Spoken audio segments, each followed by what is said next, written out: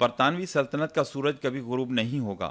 19ویں صدی میں انگریزوں کی اس توسیع پسندانہ خواہش نے نو آبادیاتی سوچ کو تقویت بخشی۔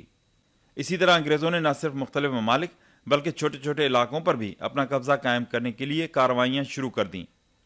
ہندوستان کے انگریز حکمرانوں نے 1839 میں سندھ پر قبضہ کرنے کی سازشیں شروع کیں۔ 2 جنوری 1839 کو سندھ کے تالپور حکمرانوں کو ایک خط لکھا گیا جس کے تحت انگریزوں کو کراچی میں اثر و رسوخ بڑھانے کے لیے اجازت دینے کے لیے کہا گیا۔ تالپور حکمرانوں کی جانب سے اس یک طرفہ معاہدے سے انکار پر انگریز حکومت نے سر چارلس نیپیر کو، جو کہ ایک تجربہ کار فوجی تھا، سندھ کے لیے نمائندہ مقرر کیا۔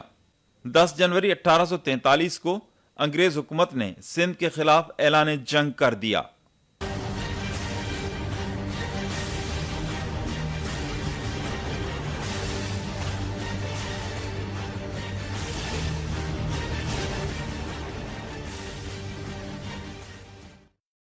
سولہ فروری 1843 کو چارلس نیپیر 4000 افراد پر مشتمل تجربہ کار اور جدید جنگی ساز و سامان سے لیس فوج لے کر ہالہ پہنچا۔ 17 فروری 1843 کو چارلس نیپیر اپنی فوج کے ساتھ حیدرآباد کے قریب پھلیلی نہر کے کنارے میانی کے میدان میں تالپوروں کی فوج سے پنجہ آزما ہوا۔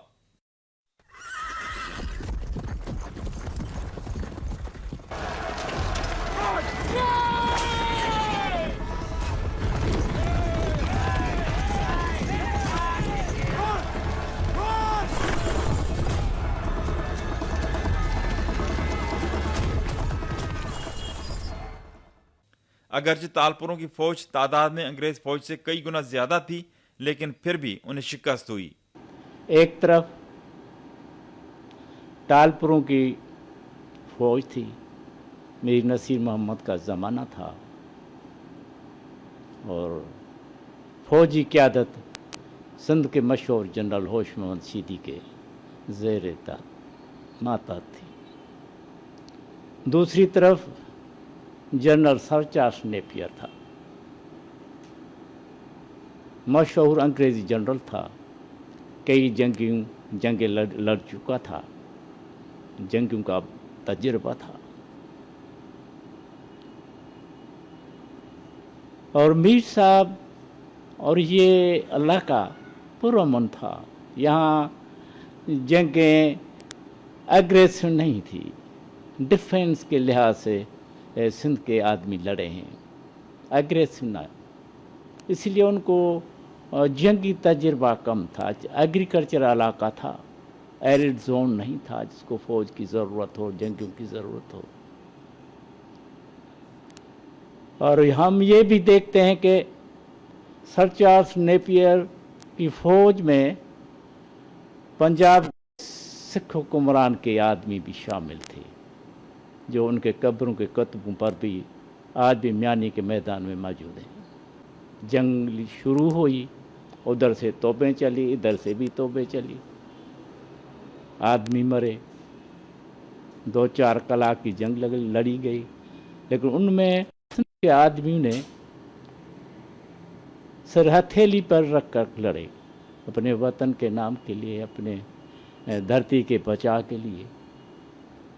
اور ادھر ہم دیکھتے ہیں کہ وہاں بہت ترقی یافتہ ہتھیار تھے، توپیں تھیں، بندوقیں تھیں، اور یہاں جو تھی بندوقیں وہ پرانے قسم کی تھی، تلواریں تھیں۔ لیکن یہ جنگ ہم یہ کہہ سکتے ہیں کہ تاریخ کے نقطہ نظر سے کہ ادھر بہادری تھی، ادھر ہتھیاروں کی ٹیکنالوجی تھی، اور ہم بہادر تھے، بہادری سے لڑے اور دکھایا کہ ہم کس طرح کے بہادر آدمی ہیں، کس طرح لڑ سکتے ہیں۔ اور ادھر ہم دیکھتے ہیں کہ ایک ٹیکنک تھی جو ہمیں جیت گئی۔ 21 فروری 1843 کو چارلس نیپیر حیدرآباد کے قلعے میں داخل ہوا اور شاہی خاندان کو گرفتار کر لیا گیا۔ بعد میں شاہی خاندان کو پونا لے جایا گیا۔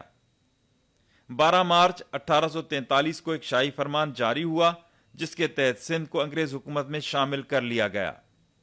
اختر ٹالپور، پاکستان ٹیلی ویژن نیوز، کراچی۔